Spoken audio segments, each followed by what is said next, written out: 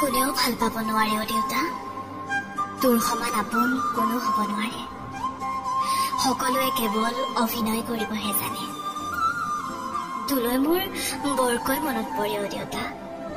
তোৰ কোলাত মূৰটো থৈ চিঞৰি চিঞৰি কান্দিবলৈ মন যায়, কিন্তু মই যে নোৱাৰো। মই জানো মোৰ দুখ দেখি তই সহ্য কৰিব নোৱাৰিবি। তোলৈ মোৰ বৰকৈ মনত পৰি থাকে অ দেউতা। মই কেতিয়াবা অকণমান আঘাত পালেও তই যে ঘৰখনত হাহাকাৰ লগাই দিছিলি।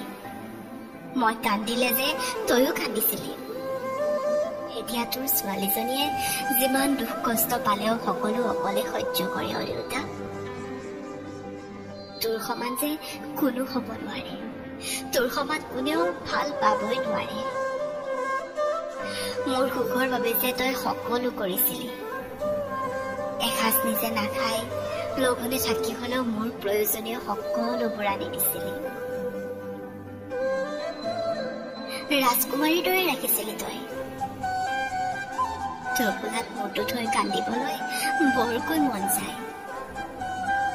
তোক চিঞৰি চিঞৰি মাতিবলৈ মন যায় অ দেউতা, কিন্তু মই নোৱাৰো। তই যে ভাঙি পৰিবি। তোক তেনেকৈ মই চাব নোৱাৰো দেউতা। মই জানো তইও মোক এইদৰে চাব নোৱাৰ। মই যে তোৰ সাহসী ছোৱালী আছিলো ন দেউতা। তোৰ যে কিমান সপোন মোক লৈ, এইবোৰ এতিয়া সপোন হৈয়ে ৰব দেউতা। ভুল কোনখিনিত হল ভাবিবলৈ সময়ে নাপালো।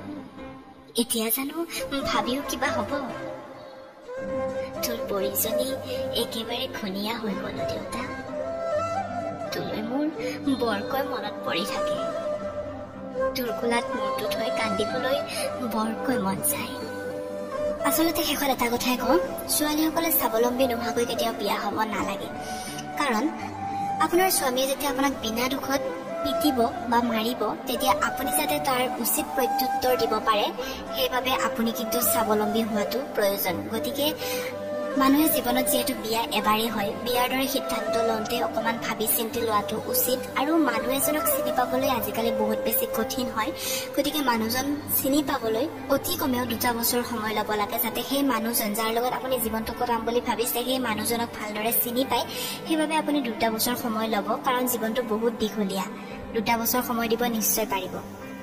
যিজন মানুহৰ লগত গোটেই জীৱন থাকিম বুলি ভাবিছে সেইজন মানুহক জানিবলৈ 2 বছৰ সময় লোৱাটো মোৰ বোধেৰে একো বেয়া নহয়। গতিকে অকণমান মানুহজনক ভালকে জানি বুজি লৈহে বিবাহৰ দৰে সিদ্ধান্ত ল'ব, নহলে যে কিমান পংখীৰ মৃত্যু হ'ব ঠিক নাই। শেষত এটাই কওঁ, পংখীৰ আত্মাই শান্তি পাওক, লগতে